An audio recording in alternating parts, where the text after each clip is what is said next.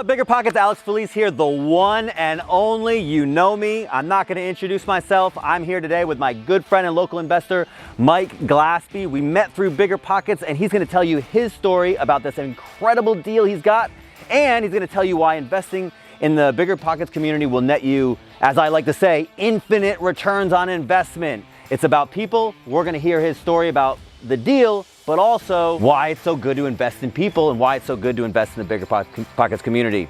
Let's go check them out.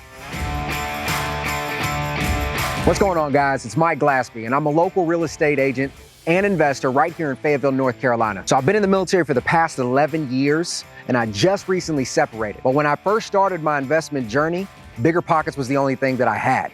So when I first started investing, I had to find a creative way to invest because I didn't have any money. So first place I went was the BiggerPockets community. I heard about it through a podcast at first, and once I really started to dive in and listen to Brandon Turner and Scott Trench and Josh Dork and all of their insight, I really started to see that there was a lot of creative ways to real estate. So the first thing I know that I needed was somebody who knew the area pretty well. And the first stop for me was finding a realtor. Lo and behold, I found my partner now, and she's helped me so much just get started on that aspect of the entire process, right? Finding the properties and things of that nature. But then I started to identify gaps. And you need a full team around you, not just a realtor, but a property manager, contractor, a wholesaler for these off-market properties to lower the competition. Not only did BiggerPockets community help me, it also helped me point myself in the right direction. So I went to local meetups, and once we had the network of people, all we had to do was implement the systems and the tools that a lot of BiggerPockets had to offer. Lo and behold, BiggerPockets has helped me find my financial freedom. So moving forward from there, I started taking it one step at a time, one bite at a time. And although I thought it was gonna be this super difficult journey to make it all the way here, it's just consistency. Consistency compounds. Nothing about real estate, nothing about anything is truly easy. But if you're consistent, you will see it pay off in the end. And so today, we're gonna talk about my house. So I live in one side, I house hacked the other side via Airbnb, and I acquired it via Subject 2. Let's go check it out.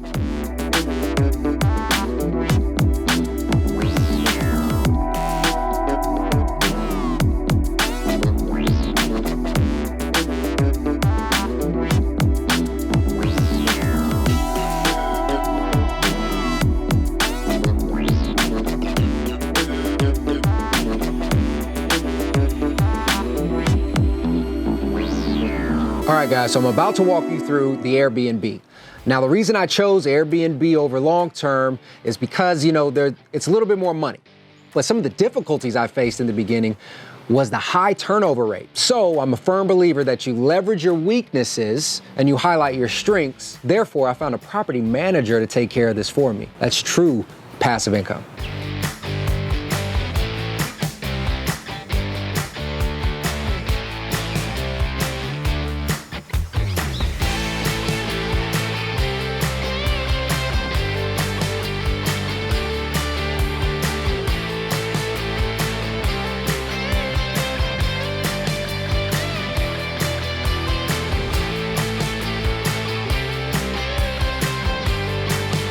Transitioning out of the military, it became more and more important for me to reduce my living expenses.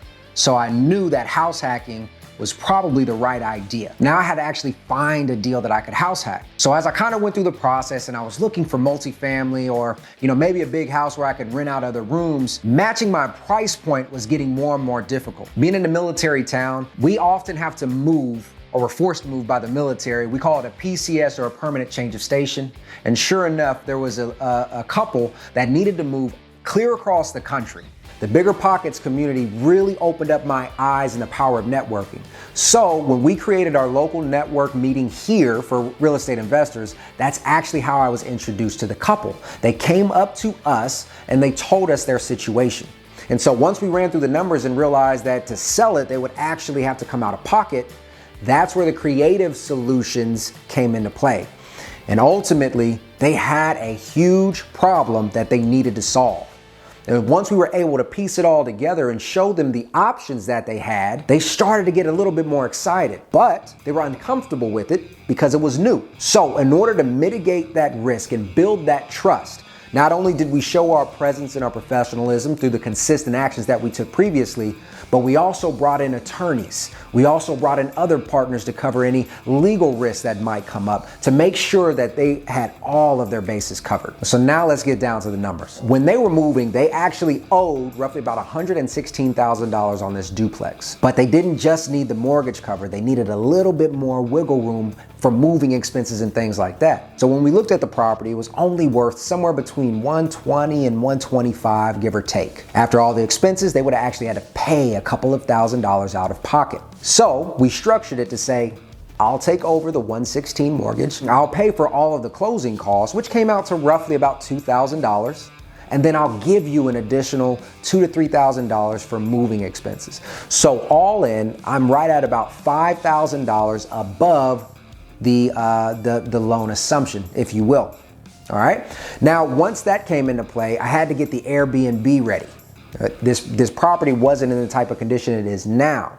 So I spent another $7,000 across the renovation and the furnishing of the place with the furniture, the dishes, and the things of that nature before I was able to rent it out, which took roughly about 2 months.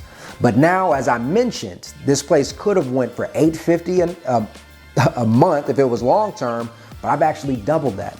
I'm actually at that $1,500 to $1,700 range every month just by making this Airbnb. So we've just covered income. Now let's go to the expenses. For this property, we're talking the full pity payment. Principal, interest, taxes, and insurance is a little over $800.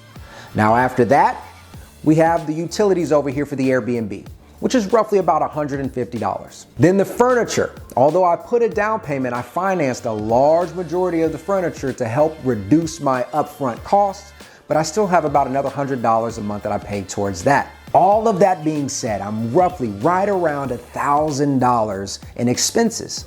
But as I just mentioned, this property is bringing me in close to $1,500 on average. So not only am I living for free, I'm also putting a little bit of money into my pocket every month.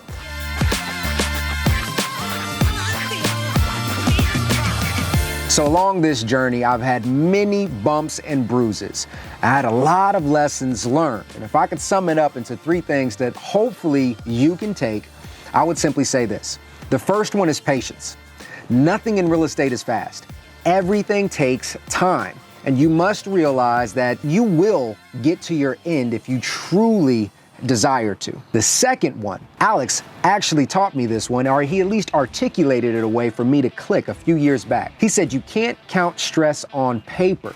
To me, it's protect your peace. But ultimately, if you don't know what it is you need real estate to do from you, you're gonna be chasing this dream. And I'm gonna give you a quick example. If you know you need $2,000 a month in passive income to meet all of your financial needs, then why would you sit there and focus on getting 20 doors, 30 doors? Why not just get 3 or 4 that give you that amount and be done? Regardless of that, just understand that if you stress throughout this process, it will make the journey much more difficult. And the final one is take action. Obviously, you need to continue to dig into these forums, dig into the BiggerPockets podcast, continue to gain that knowledge and continue to grow that network, but you will never make it to the finish if you don't take your first step. So with all that being said, guys, that's 3 quick and easy tips that I really hope can provide a lot of value for you and your family in the future. My name is Mike Glaspie, and I use real estate to create my financial freedom. Now go out and create yours.